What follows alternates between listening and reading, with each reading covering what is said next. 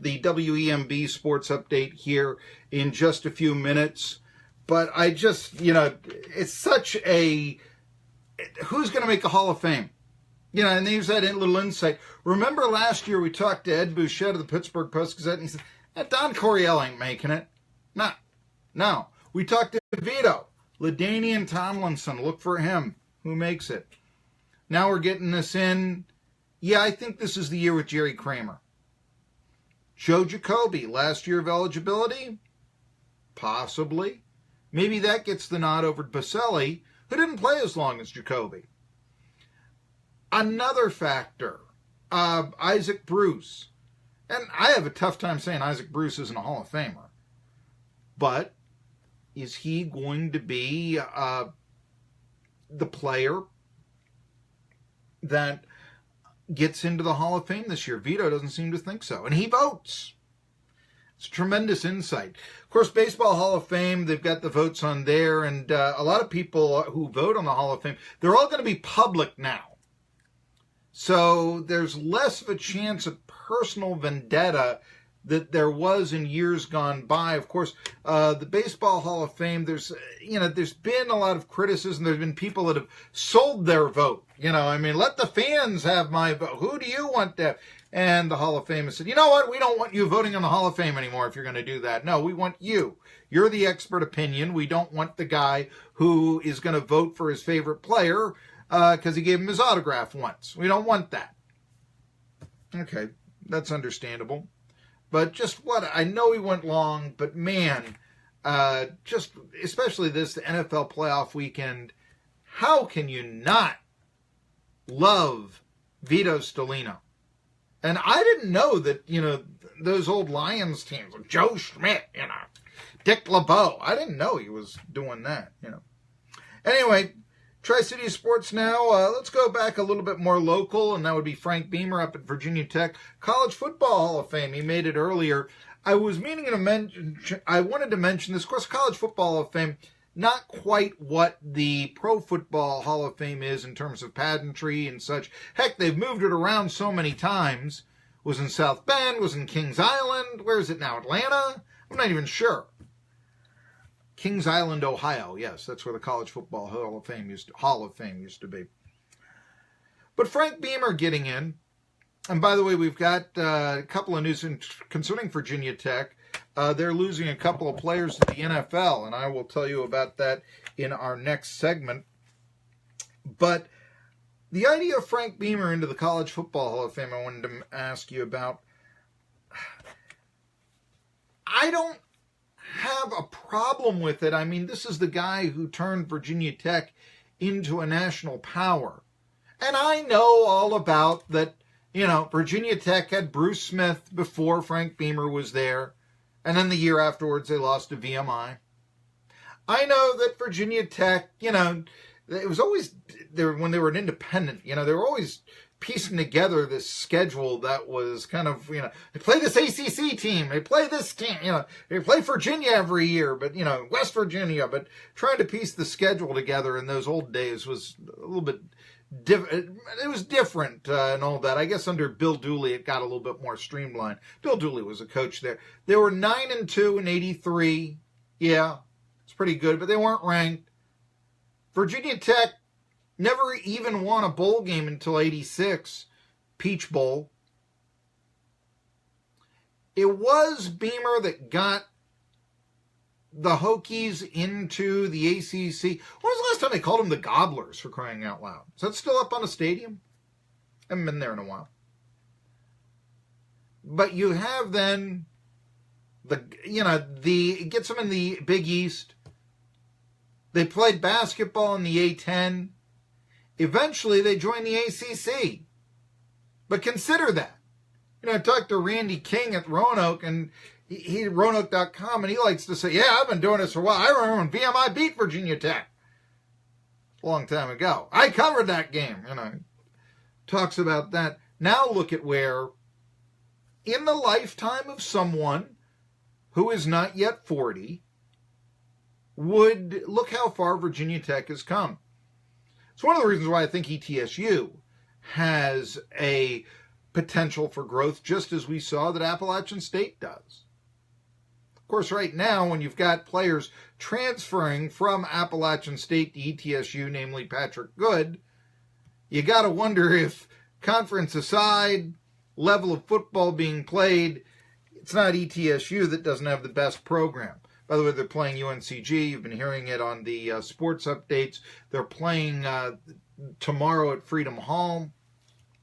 Tonight in the Southern Conference, I do want to there are 3 games. They all start at 7 o'clock. 6-9 Harvard, the Crimson. I think it's the last non-conference game in the Southern Conference. They travel to Wofford, who has only lost 1 game in the SoCon. That would be to UNCG, who the Buccaneers will be playing. Both in the loss column, mind you. In the loss column, I think I think UNCG is 2-0 and ETSU is 3-0 in the conference. But in the loss column, Furman, not both, because there's 3 teams. What do you say when you try to... The trio of Furman, UNCG, North Carolina, Greensboro, and East Tennessee State, they're all tied for first in the SoCon. Furman, they'll put that first place record on the line when they travel to Chattanooga tonight. And finally, Mercer will go to a quasi-local location, Cullowhee, North Carolina, to play Western Carolina. So that's what we have in the SoCon today. Like I said, last non-conference game, I believe, in the SoCon, when Harvard, 6-9, goes to Wofford. All right.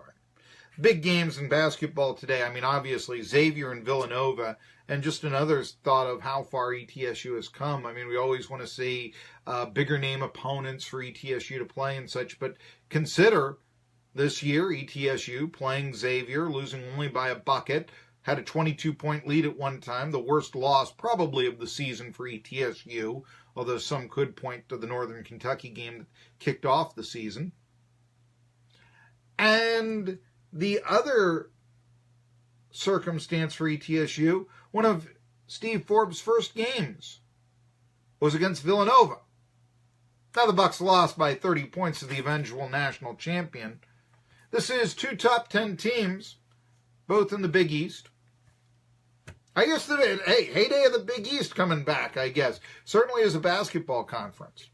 Seton Hall's ranked, high this year. Just not, you got the player from Gate City going to Georgetown. So the Big East is now, somewhat more relevant than they were.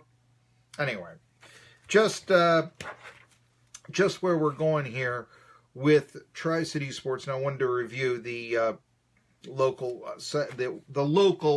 college scene. But just go into that, I'm bouncing around here, forgive me. Frank Beamer going to the College Football Hall of Fame. The only argument I'd make against him in the Hall, and this is where you get, kind of scratch your chin and you put out, look down your nose. Does he really belong? Charles Woodson, obviously, he's a Heisman winner. How can you not put him in the Hall of Fame? And he was a legitimate Heisman winner, too. The only argument against Beamer is he never won a national championship. I am somewhat of the opinion that to be a Hall of Fame coach or manager, you have to grab the ultimate prize, at least once. I've always been kind of okay with Marv Levy being in the Hall of Fame, despite the fact he was 0 for 4 in Super Bowls, because, and I know this may seem like a reach to some people, but he won a Grey Cup. And it's not the NFL Hall of Fame. It's the Pro Football Hall of Fame. The AFL stars, Joe Namath is making it on his AFL stats. It's not making it on his NFL career. It's the Pro Football Hall of Fame. It's one of the reasons I think that Herschel Walker should be a stronger candidate for the Hall of Fame. He has pro football's single-season rushing record, admittedly done in 18 games in the USFL, but it's his.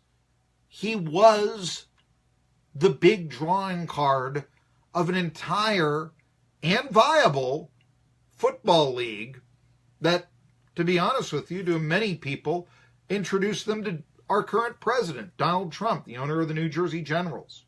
So there's something to be said for that, in my opinion.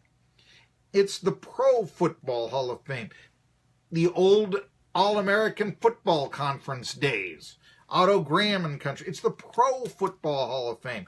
It's not the NFL Hall of Fame. I know there's a Canadian Football Hall of Fame, but the CFL is pro football. And maybe when considering the Pro Football Hall of Fame, you do consider the CFL. Some will scoff. Well, does that mean you include the XFL too? Well, I just don't think Tommy Maddox is a Hall of Famer. Does that mean that you include arena football? Maybe. Kurt Warner's in. He played in the Arena Football League. It was his farm system, if you will. Think about it. Pro Football Hall of Fame, not the NFL Hall of Fame. But still, that's the only, if I go back to college football and going back to Beamer, the only argument I can make against him is that he never won the national championship. Played for it in 99, but never won it. Does that mean he should not be in? I'll let you decide. I'm Marky Billson. When we come back, boy, there's been transfers in the Southeastern Conference. There's been, I guess, the quelling of the Nick Saban to the Giants rumor. I can talk about that. There is Carolina Panthers. They're shaking up their coordinators. I asked Vito about John Gruden. Got a lot of stuff. Tri-City Sports Now will get to all of it when we come back. And Vols news. They had a nice victory against Vanderbilt. Let's hear about it on the WEMB Sports Update, or our 1420 NBC Sports Radio Tri-Cities Update. And you'll hear it now. And then we'll be back. Here's an update from 1420 NBC Sports Radio Tri-Cities.